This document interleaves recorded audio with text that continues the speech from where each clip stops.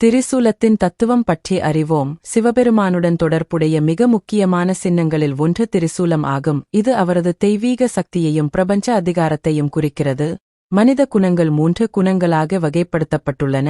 சத்வா என்பது தூய்மை, அறிவு ஆகும். ரஜஸ் என்பது செயல்பாடு, ஆர்வம் ஆகும்.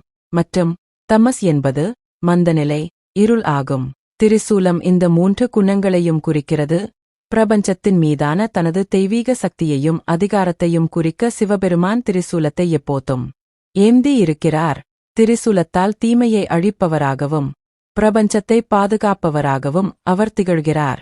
திரிசூல மகிமை பற்றி அறிவோம்.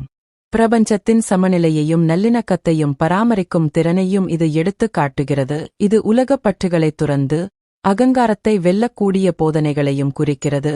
திரிசூலம் ஒரு தற்காப்பு ஆயுதமாக செயல்படுகிறது. எதிர்மறை சக்திகளைத் தடுத்து பக்தர்களை பாதுகாக்கிறது.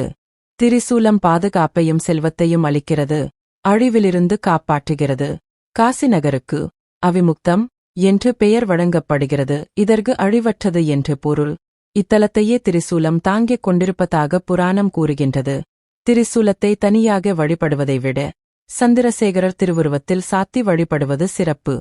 அம்பிகை திரிசூலம். அம்பிகையின் கையில் உள்ள திரிசூலம் மனம், வாக்கு, உடல் எண்ணம் 3ஐயும் குறிக்கும். மனம் நினைப்பதை தான் பேச வார்த்தையாக வேண்டும். உள்ளொன்று வைத்து புறமொன்று பேசுதல் கூடாது.